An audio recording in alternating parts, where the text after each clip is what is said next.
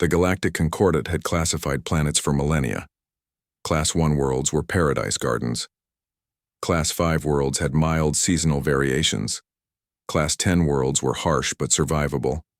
No one had ever documented a Class 13 world. Until Earth. Admiral Korb of the Tilani Armada stood on the bridge of his flagship, mandibles clicking with anticipation. His species had conquered 17 star systems without resistance. Earth would be the 18th. Analysis complete, Admiral, reported Navigator Plith. Target planet shows significant technological development, but primitive space capabilities. No defensive grid detected. Korb's compound eyes gleamed. Perfect. Standard invasion protocol. Establish orbital dominance, then ground forces. None of the crew questioned the orders. The Tilani had perfected their strategy across dozens of worlds. Their exoskeletons, evolved on a moderate Class 7 world, gave them natural armor. Their ships outclassed anything they'd encountered. The first wave of dropships descended toward major population centers. Earth's primitive weapons, missiles, and fighter jets proved ineffective against Tilani shields. Victory seemed assured. Then, everything went wrong. Major Tom Reynolds of Earth's hastily assembled defense force received the field reports with growing bewilderment. The aliens were dying. Not from Earth's weapons, though those claimed many, but from Earth itself. "Sir," said Lieutenant Reed, "the aliens in London are experiencing respiratory failure. Their exoskeletons are cracking in the humidity." Similar reports flooded in from around the globe. In Moscow, alien troops collapsed in the cold. In Cairo, they dehydrated under the desert sun. In Mumbai, local bacteria penetrated their breathing filters and triggered massive immune responses. Back on the Tilani command ship, Admiral Korb stared at the mortality figures in disbelief. "Impossible," he hissed. "How can 70% of our forces be incapacitated? This is a primitive world." Science Officer Malk trembled as she delivered her analysis. "Admiral, we gravely miscalculated. Earth isn't a standard habitable world. Our preliminary classification was wrong." "Explain," Korb demanded. "This planet has extreme temperature variations that shouldn't support advanced life. The atmospheric pressure and oxygen content are unusually high. The gravity exceeds our comfortable parameters.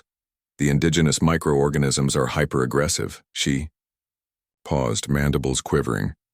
"And the natives, the humans, they're physiologically impossible." "What do you mean, impossible?" "They thrive in conditions that would kill most sentient species. They can survive losing limbs. Their bones knit back together after breaking. They can go days without water, weeks without food. They sleep, becoming completely vulnerable for a third of their day and consider this normal." Korb's antennae flattened against his head. "What classification?" Malk hesitated. "By all metrics, Earth is a Class 13 Deathworld. We didn't believe such planets could harbor intelligent life. On Earth, humanity had moved beyond surprise to coordinated resistance. General Blake gathered his international coalition in a reinforced bunker beneath Geneva. Representatives from 20 nations sat around a table, determination etched on their faces. "The aliens underestimated us," Blake said, pointing to a global map showing alien landing zones. "They expected an easy conquest against a physically inferior species.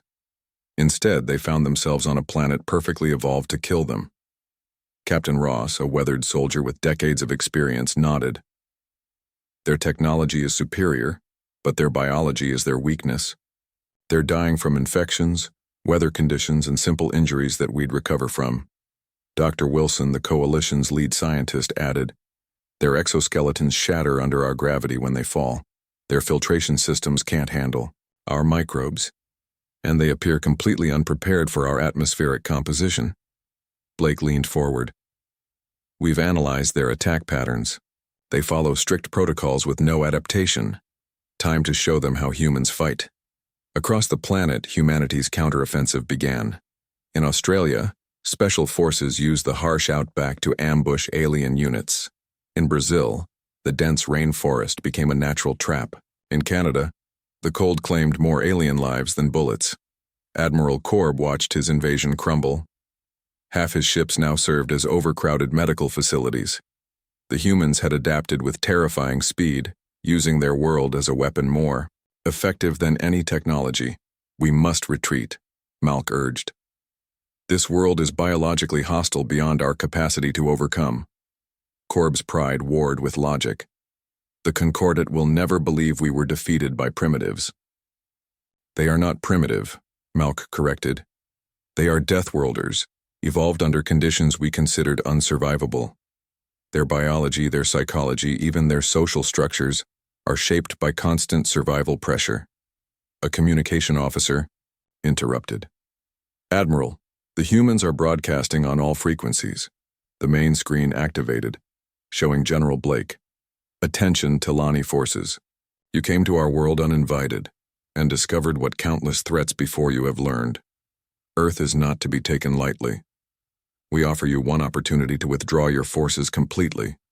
Any ships remaining in our solar system after 24 hours will be destroyed, Corb chittered angrily. With what weapons? They have no space capabilities. Malk gestured to the tactical display showing human forces converging on captured Talani ships. They're adapting our own technology, Admiral, at an impossible rate. Corb made the hardest decision of his career.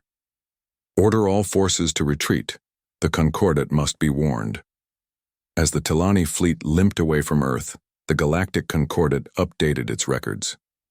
Earth became the first documented Class 13 Deathworld harboring intelligent life, and humans earned a new designation: Extreme Environmental Adaptation Specialists. The Concordat established a quarantine zone around Earth's solar system with a EEI. Simple warning: here dwell Deathworlders. Approach at your own peril. Humanity, unaware of this broader galactic context, continued preparing for the next invasion, which the galaxy fervently hoped would never come.